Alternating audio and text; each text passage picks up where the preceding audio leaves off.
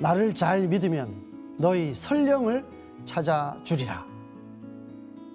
바로 상제님의 말씀인데요. 이분이 증산도를 처음 만나서 이 말씀을 통해서 확 깨달음이 왔다고 합니다. 자, 목포 오감도장의 박미선 도생님의 사례를 말씀드리겠습니다.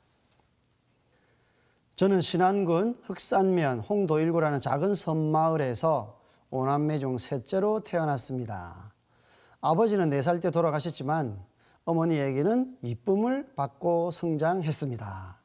어린 5남매를 키우시던 엄마는 매일 부엌에서 밥을 하실 때 부뚜막에 물 한 그릇 올려놓고 기도하시는 모습을 보며 자랐습니다.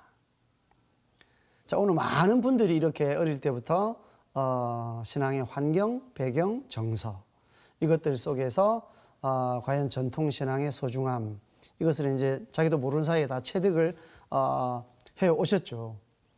목포에서 고등학교를 졸업하고 서울로 올라와 결혼을 하고 아들 형제를 낳아서 열심히 살았습니다. 결혼 후 7년이 지나면서 시아버지께서 돌아가시고 홀로 계신 시어머니를 모시기 위해 시골에 내려와서 함께 살게 되었습니다. 시골로 내려와 남편은 직장을 다니며 시어머니와 농사일을 하며 살았고 저도 직장을 다니게 되었는데 어느 날 꿈에 시아버님이 시커먼 가죽 재킷을 입으시고 오셔서 가만히 아무 말씀 없이 조금 서 있다가 사라지셨습니다. 꿈이 불길한 생각이 들었지만 그냥 지나쳤습니다. 시아버님이 좀 까만색 이런 자켓을 입고 오셔서 본인이 불길하다 이제 이렇게 생각을 하셨는데 뭔가 집안에 이제 불운한 일이 일어납니다. 그때부터 남편에게 자잘한 사고가 생기기 시작했습니다. 집 앞에 계단에서 발을 헛디뎌 깁스를 하고 교통사고가 나서 갈비뼈가 부러져 2달 동안 병원 생활을 하기도 하고 그렇게 하루하루 시간이 지나갔습니다. 시어머니가 교회를 다니셨는데 시어머니의 권유로 교회를 다니게 되었습니다. 자, 안 좋은 일들이 일어나고요. 또 원래 교회에 다니던 이제 시어머니 권유로 이분은 이제 종교는 없었던 것 같습니다. 교회를 다니기 시작했어요. 어느 날 교회 가기가 싫어서 시어머니에게 교회 다니지 않겠다고 말씀을 드리고 다니지를 않았습니다. 자, 시골 생활 8년 차 되던 해에 남편이 회사에서 출근하여 퇴근하다가 죽음이 되어서 돌아왔습니다. 마른 하늘에 날벼락 맞은 것처럼 하늘이 깜깜하고 아무것도 보이지 않았습니다.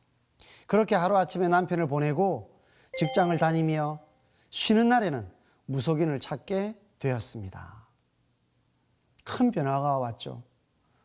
이분이 그냥 그대로 생활을 하기에는 감당이 안 되시니까 인생의 궁금증들을 꼭 풀어보고 싶어서 정말 가장 우리가 가깝게 문을 두드릴 수 있는 이제 무속인을 찾게 된 겁니다. 자, 남편의 49제를 지내고 절에 가서 100일째를 지내고 제 정신은 없고 계속 무속인을 찾았습니다. 현실 속에서 이제 힘든 그런 모습이 역력히 보입니다. 그러다가 내가 신을 받는 굿을 직접 하게 되었고 신을 모시고 산으로 바다로 다니며 열심히 기도하면서 살았습니다. 본인이 직접 신을 받아서 무속인이 되셨어요. 이제 그런 인연이 이제 있으신 거고, 그 구도를 더 깊이 해보고자 하는 이제 그런 구도심이 강했던 것 같습니다. 그러다가 다시 사회로 나와 직장을 가게 되었고, 직장을 가면 뭔지 모르지만 미련이 남아서 봄과 가을이 되면 나도 모르게 다시 무속일을 하고 있었고, 그렇게 기도하는 생활을 15년이나 보냈습니다.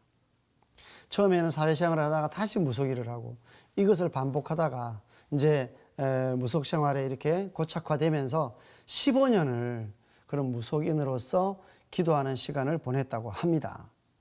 마지막으로 무속인을 접고 마음을 굳게 다지고 직장을 다시 다니며 불교 방송을 보며 지내다가 어느 날 채널을 돌리다가 상생방송을 보게 되었습니다.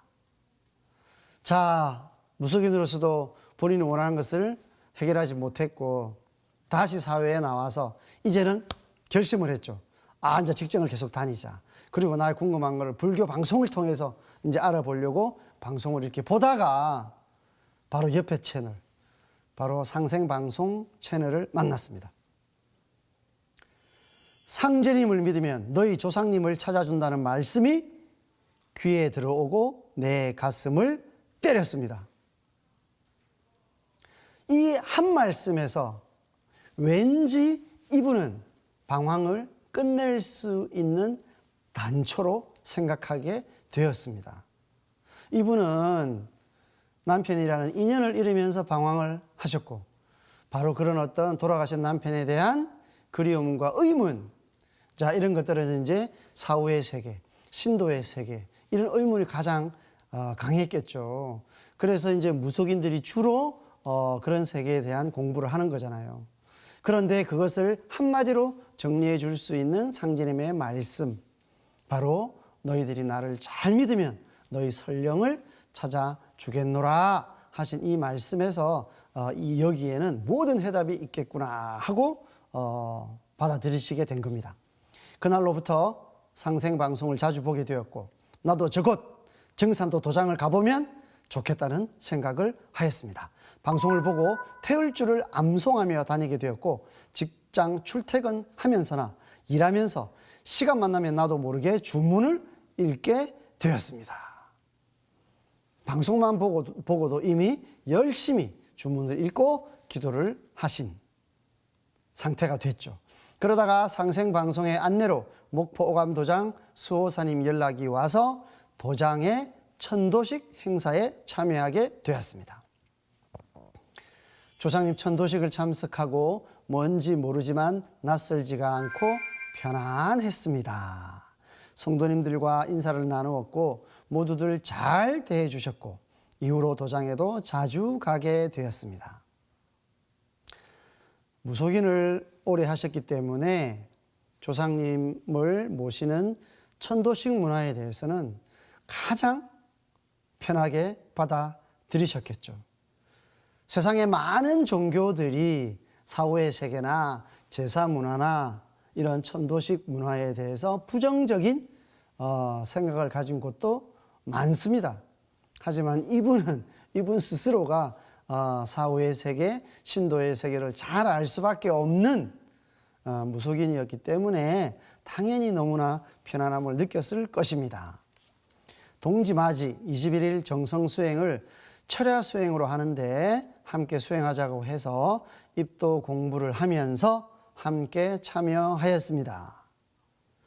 몸도 지치고 우울증 초기까지 갔던 제가 수행 체험을 하면서 몸에 활력이 생기고 하루하루가 마음이 즐겁습니다. 그래서 입도를 빨리 하고 싶다고 재촉을 했습니다.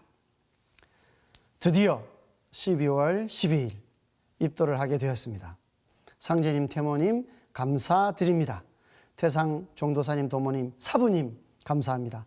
도장에 모셔진 상제님, 태모님, 어진이 바로 제가 찾던 참 하느님이어서 너무나 감사합니다.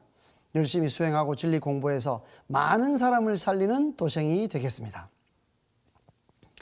자, 참진리와 참신앙 그리고 이 수행 체험들을 통해서 너무나 그동안 오랫동안 이렇게 헝클어져 있었던 본인의 어떤 정신 자세 그리고 어떤 영적인 문제들을 너무나 이렇게 밝게 전환시키고 즐거움을 느끼게 되셨어요. 오죽하면 제발 입도를 빨리 좀 시켜달라고 우리 책임자를 졸랐다고 합니다. 그래서 참 하느님을 갈구했던 뭔가 결정적인 해답을 원했던 이분의 어떤 길고 길었던 그 세련의 시간 끝에 상제님을 만났다는 확신 속에서 이렇게 기쁘게 입도하게 된 고마운 사례였습니다.